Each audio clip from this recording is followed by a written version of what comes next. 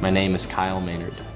세계적인 동기부여 강사, 베스트셀러 작가, 크로스핏 체육관장, 레슬링 선수권대회 챔피언, ESPN에서 매년 뽑는 ESPY를 수상한 종합격투기 선수, 역도 세계 기록 보유자이자 5,895m의 킬리만자로의 정상에 오른 것도 모자라 1,000m 더 높은 아콩콰가산 정상에 오른 이 남자의 기록은 놀랍게도 팔다리가 없이 이루어낸 경력들입니다. 카일 메이나드의 부모는 아들이 신체적 장애가 있을 수 있음을 알고 있었고 병원에서조차 낙태를 제안했으나 낙태는 선택사항이 아니며 심지어 고려조차 하지 않을 것이라고 했습니다. 카일의 생애 첫 해는 평범한 아이와 같이 자랐지만 한 해가 지나며 카일의 삶은 급격히 변하기 시작합니다. 아이는 설 수 없었고 걸을 수 없었으며 손을 사용할 수 없었습니다. 몇 년 동안이나 밥을 먹여줘야 했는데 언젠가는 아들이 스스로 살게 될 것을 미리 걱정한 그의 아버지는 더 이상 가족들에게 카일에게 밥을 먹여주지 말자고 했고 카일은 스스로 밥을 먹어야 했습니다. 할머니와 부모는 그를 다른 아이처럼 똑같이 대했습니다. 놀이터로 데리고 나가 친구들과 어울리게 하였고 카일의 친구들은 카일에게 친절했습니다. 보통 아이들과 함께 경찰 놀이를 하고 비디오 게임을 즐겼습니다. 카일의 할머니는 손자의 손이 없다는 것을 깜빡깜빡 잊은 채 그에게 설탕을 꺼내달라는 부탁을 종종 하셨는데 카일은 회상합니다. 수백 수천 번을 실패했습니다. 단지 꼭대기까지 설탕을 퍼올릴 수 있었지만 거기까지가 한계였습니다. 그런데 막상 포기하려니까 지금까지 시도한 수백 수천 번이 너무 아깝다는 생각이 들었습니다. 딱 한 번만 성공하면 그 다음부턴 식은 죽 먹기라는 생각이 들자 포기할 수 없었습니다. 카일은 결국 성공합니다. 그리고 그 성공의 경험은 카일의 손재주와 집중력을 늘리는데 놀라운 도움이 되었을 뿐만 아니라 강한 의지력까지 선물했습니다. 그는 유소년기에 미식 축구에 도전했고 레슬링에 도전해 사지가 멀쩡한 사람들을 상대로 35승 16패의 화려한 전적까지 이루어냅니다. MMA까지 도전한 카일은 끝내 패배하고 말았지만 120cm의 그를 상대했던 선수는 그는 내가 아는 그 어떤 파이터보다 커다란 존재다 라고 칭찬을 아끼지 않았으며 모든 팬들은 그의 도전을 기립박수로 격려했습니다. 어린 나이부터 도전을 멈추지 않았던 카일은 크로스핏을 통해 세계에서 가장 긴 화강암 절벽을 오르는 도전을 하며 가슴 벅찬 풍경을 경험하여 더 높은 산에 도전하게 되는데 마침내 5,895m의 킬리만자로와 1,000m 더 높은 아콩카가를 의족 없이 정상에 오른 이 남자는 그의 베스트셀러 저서에서 말합니다. 변명은 없다. 사지가 불편한 그에게 포기하고 싶은 순간 변명거리는 차고 넘쳤을 것입니다. 하지만 그가 도전을 멈추지 않았을 때 그의 인생은 바뀌었습니다.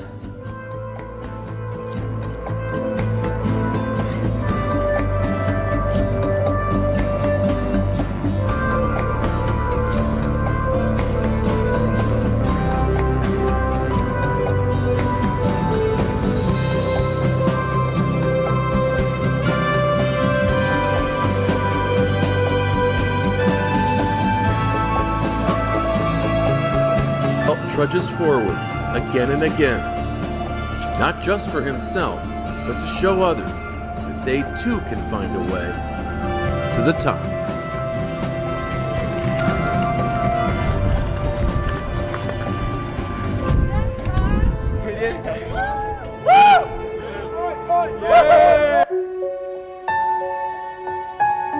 When he was born, the world we realized wasn't really set up for Kyle. Forgive me for being so blunt, but it seems to me that if a guy like you quits every time he can't do something the first time around, you're going to be quitting at a whole bunch of things. I believe in three major principles if you're going to conquer any type of adversity or obstacle in your life. I have always maintained a positive attitude and tried to make the most out of every situation. You have to set goals and you have to achieve them, and that's the key to success. And I believe that anybody, as long as you don't fear any challenge, can conquer anything.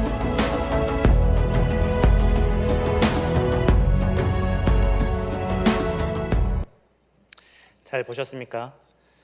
이 영상을 보시면서 여러분 어떤 생각을 하셨어요? 참 대단한 사람이다. 어떻게 저렇게 사지가 불편한데 저렇게 저런 일들을 이룰 수 있을까? 참 대단한 사람이다 라는 생각들을 하셨을 것입니다. 저는 이 영상을 보면서 물론 그런 생각도 했지만 또 한편으로 이 카일 메이나드가 이렇게 할 수 있었던 데는 그의 부모님과 가족과 주변 사람들이 그를 믿고 사랑해주고 지지해 주었기 때문이라는 것을 볼 수가 있었습니다. 아버지가 이제 그렇게 훈련시켰다고 나오지 않습니까? 너 혼자 해라. 할 수 있다. 너 충분히 할 수 있다. 그리고 도와주지 않는 거예요.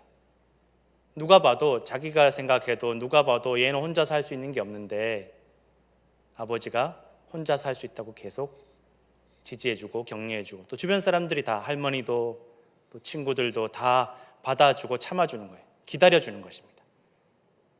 저는 그것을 보면서 참 쉽지 않은 일이겠다 싶더라고요. 사실 카일 메이나드 본인이 스스로 노력하는 것도 대단한 일이지만 주변 사람들이 그것을 기다려주고 참아주고 견뎌주는 것이 얼마나 사실 쉽지 않은 일인지는 아마 자녀를 기르시면서 느끼실 수 있을지 모르겠습니다. 자녀 젖대는 것도 사실은 어렵고 또 자녀가 혼자서 걷도록 내버려 두는 것도 어렵고 부모님들 마음이 사실 어렵거든요. 혼자서 하게 스스로 설 수 있도록 하는 것이 참 어렵다라는 것입니다. 이야기를 들어보면 아이들이 어려서 이제 혼자 자도록 하는 것도 부모님 마음이 아파서 아이가 울면 마음이 아파서 아이가 힘들어하면 또 고통스러워하면 부모님이 그렇게 하기 어렵다라는 것입니다.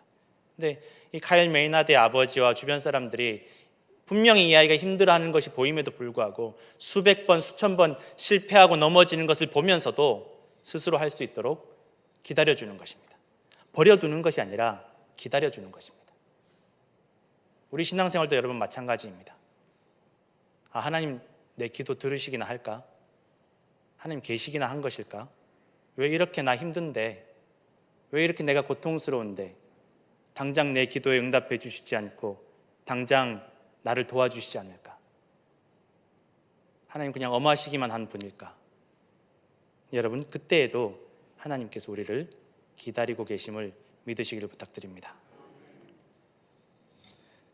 부모님과 주변 사람들의 사랑으로 카일 메이나드는 수많은 실패를 다 극복할 수가 있었습니다. 어쩌면 카일 메이나드는 그렇게 생각했을지도 모르겠습니다. 우리 아버지는 진짜 아버지가 맞을까? 나 이렇게 힘든데, 나 이렇게 실패하는데, 나 이렇게 넘어지는데, 나 이렇게 다른 아이들한테 밀리는데 왜 나를 도와주지 않을까? 그러나 그렇게 힘겹게 스스로 노력하고 실패하는 동안에도 다 기다려주고 믿고 사랑해주는 것입니다.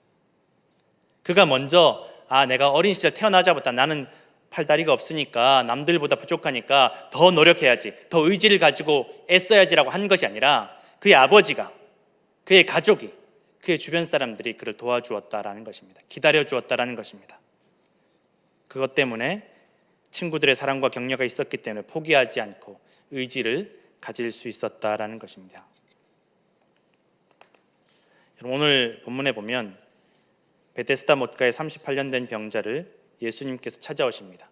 베데스다라는 말은 원래 벳헤세드라는 뜻인데 히브리어로 자비의 집, 긍휼의 집, 사랑의 집이란 뜻입니다.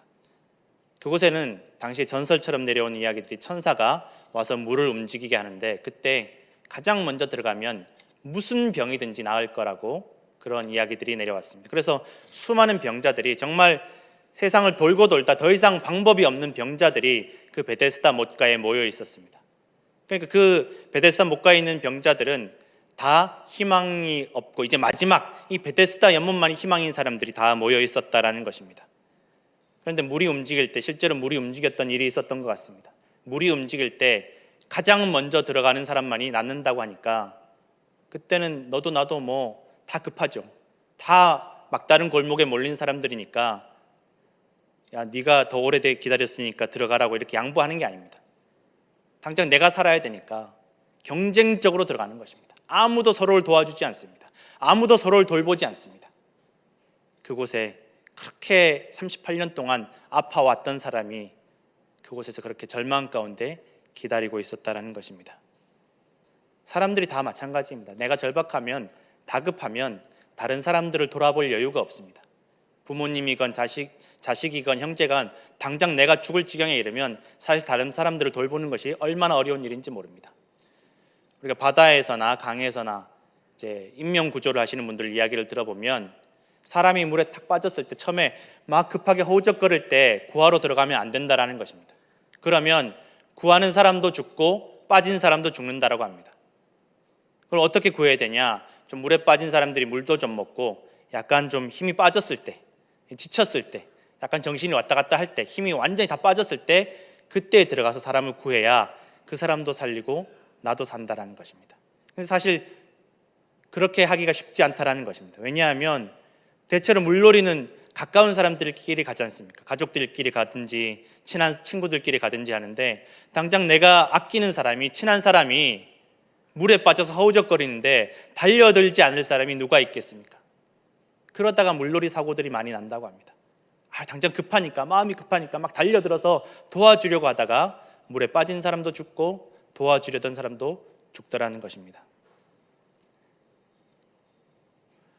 베데스다, 그 사람들이 다 그런 마음입니다. 베데스다 연못가에 있는 사람들도 마찬가지입니다.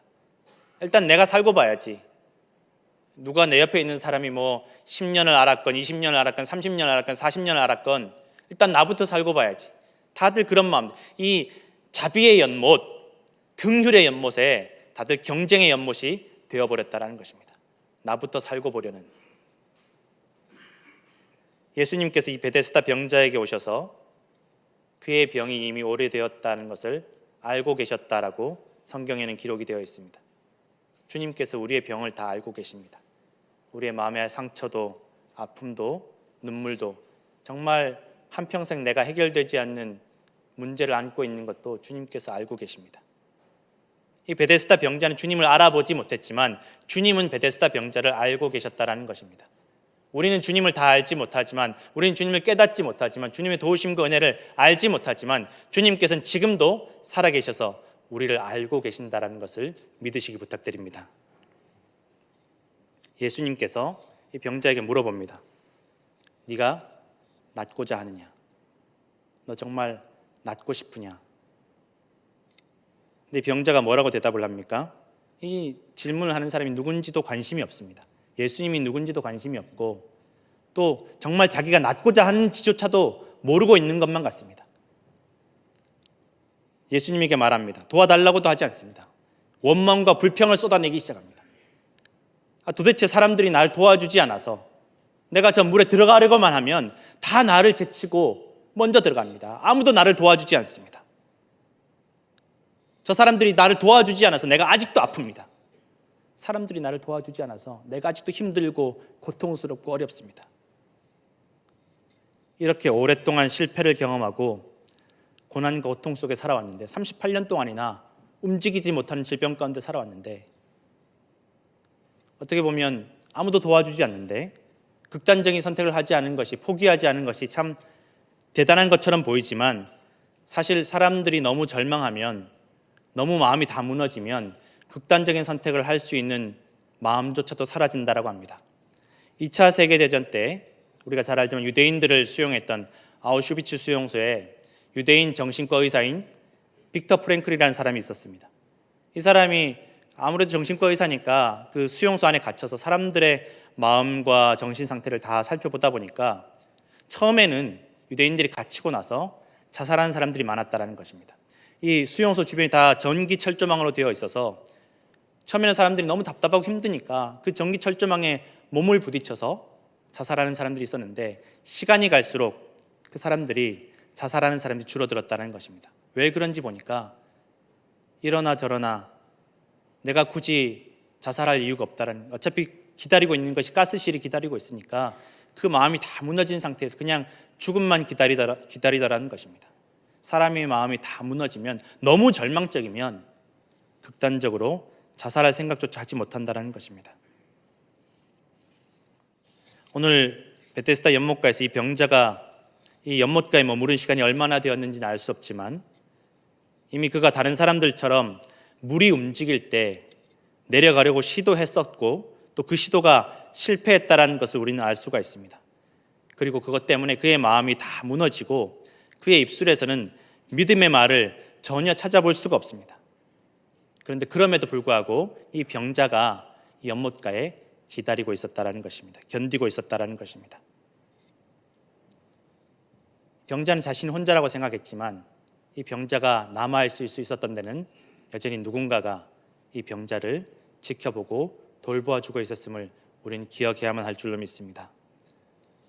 그날 그 병자가 예수님에게 도와달라고 하지 못했던 이유들 중에 하나는 또한 바로 그날이 안식일이었다는 것입니다. 당시 유대인들은 안식일에 움직이고 일을 하는 것을 죄라고 여겼습니다. 지금도 마찬가지입니다. 지금도 이스라엘을 가보시면 주일날 또 안식일날, 금요일 해질 때부터 토요일 해질 때까지 안식일이 되면 엘리베이터 버튼을 다 자동으로 해놓습니다. 엘리베이터 버튼 누르는 것조차도 이게 죄라는 것입니다. 그래서 이스라엘에 있는 그 호텔에서 이제 엘리베이터를 타려고 하면 그냥 기다리는 것입니다. 하염없이 기다리는 것입니다. 오늘날에도 그러니 그때 당시는 얼마나 이 안식일에 대해 철저했겠습니까? 내가 안식일에 일하는 것도 마찬가지고 누군가가 병을 고쳐주는 것도 노동으로 생각해서 그건 죄라고 생각하는 것입니다. 그 사람의 병이 중심이 아니라, 그 사람의 아픔이 중심이 아니라 율법이 중심이었습니다. 그런데 예수님께서 이 병자에게 찾아오셔서 그 병을 고쳐주십니다. 이 병자가 믿음이 있었던 것이 아니었습니다. 당신 예수님이시지 않습니까? 전능하신 하나님의 아들이시지 않습니까? 나를 고쳐주십시오. 내가 믿습니다라고 한 것이 아니었습니다. 입술에 불평과 원망만이 가득한 사람이었습니다. 포기한 사람이었습니다. 절망한 사람이었습니다. 사람들이 나를 도와주지 않아서, 저 이기적인 사람들이 나를 거들어주지 않아서 내가 낫지 못했습니다. 하던 사람이었습니다. 예수님께서 그 사람에게 찾아오시고 그 사람을 아시고 고쳐주셨습니다. 여러분, 여기 하나님의 은혜가 있는 줄로 믿습니다. 내 공로로, 내 의로 구원받는 것이 아니라, 내 공로로 은혜 받는 것이 아니라 하나님께서 먼저 우리에게 내가 알지도 못하는 사이에 나를 아시고 나에게 은혜를 베풀어 주심을 믿으시기를 부탁드립니다. 그것 때문에 우리가 예배하는 것입니다. 내가 잘해서 내가 하나님을 위해서 무엇인가를 바쳐서 하나님께서 나에게 은혜를 베푸시고 구원을 베푸시는 것이 아니라는 것입니다. 이미 우리에게 은혜를, 구원을 베풀어 주셨습니다. 그것 때문에 우리가 감사하고 찬양하는 것입니다. 내가 알지도 못하는 사이에, 카일 메이나드가 알지도 못하는 사이에 아버지와 할머니와 주변 사람들의 사랑이 있었던 것처럼 내가 알지도 못하는 사이에 하나님의 사랑이 우리와 함께 있고 우리 성도들의 사랑이, 도움이 함께하고 있음을 믿으시기를 부탁드립니다. 그런데 유대인들이 이 병자가 나은 것을 보고 지적을 합니다. 너 그거 잘못되었다라는 것입니다. 예수님이 널 고쳐주신 것도 잘못되었고, 예수님이 고쳐주셨다고 네가 앉았던 그 자리를 들고 일어나서 걸어가는 것 자체가 잘못되었다라는 것입니다. 너 안식일을 범했다라는 것입니다. 이때 유대인들이 이 사람의 아픔이나 이 사람의 나은 것에 관심이 전혀 없었습니다. 사람들 마음이 다 그렇습니다. 얼마나 많은 사람들이 율법에 얽매여서 살아가는지 모릅니다. 여러분, 안식일의 원래의 의미는 성경을 읽어보면 하나님의 창조와 구원을 기억하고 하나님께 예배하며 하나님의 영광을 찬양하는 것이 바로 안식일의 진정한 의미라는 것입니다. 그런데 사람들이 시간이 흐르면서 그저 그냥 이 안식일 지켜야만 된다는 것만 생각하고 정말 하나님께서 원하시는 뜻이 무엇인지, 하나님의 마음이 어디에 있는지는 헤아리지 못한다는 것입니다. 정말 무엇이 중요한지를 헤아리지 않는다는 것입니다. 오랜 세월 안식일을 주신 하나님의 선한 뜻은 다 잊어버리고 그저 지키지 않으면 죄인이 되는 율법으로만 생각하게 되었습니다. 하나님께서 우리에게, 이스라엘 백성에게 말씀을 주시고 율법을 주신 것은 우리 스스로를 그 말씀에, 그 율법에 비추어 보라는 것입니다. 하나님과의 관계를 늘 생각하면서 살아가라는 것입니다. 그런데 유대인들은 이 율법과 말씀을 다른 사람을 죽이고 다른 사람을 죄인으로 만드는 무기로 생각했다는 것입니다. 야, 너 율법 어겼지? 너 이거 잘못했어. 너 죄인이야. 당신은 구원받지 못해. 이렇게 정죄하고 지적하는 인생이 되었다는 것입니다. 예수님께서 수없이 많이 안식일의 기적들을 일으키셨습니다. 유대인들이 율법에 어긋나는 것으로 보는 그 수많은 치유 행위를 예수님께서 행하셨다는 것입니다. 예수님만이 이 안식일에 하나님의 창조와 구원의 의미를 회복하시는 원래의 안식일의 의미를 회복하셨습니다.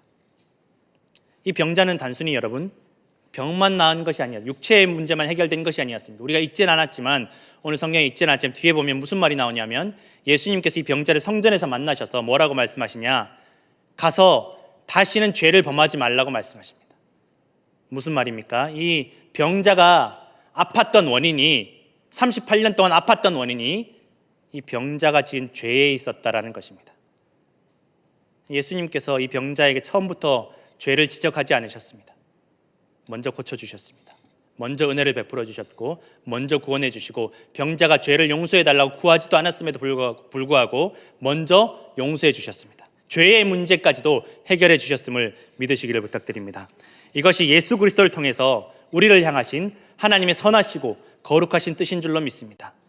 여러분, 우리가 알지 못하는 사이에, 깨닫지 못하는 사이에도 하나님께서 우리를 지금도 돕고 계시고 사랑하고 계시고 은혜를 베풀고 계시고 구원하고 계심을 믿으시기 간절히 부탁드립니다. 그것 때문에 우리가 오늘 주일 예배하는 것이고 그것 때문에 찬양하는 것이고 그것 때문에 말씀 듣는 것입니다.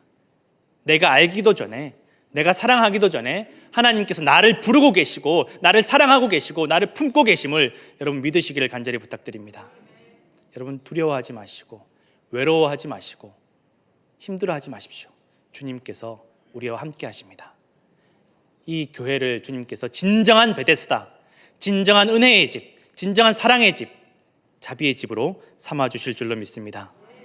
오늘도 우리에게 먼저 찾아오셔서 은혜를 베푸시는 주님, 내가 알지 못하는 사이에도 나와 함께 하시고 나를 이끌어 주시고 인도하시는 주님께서 저와 우리 모든 성도들과 영원토록 함께 하실 줄로 믿습니다.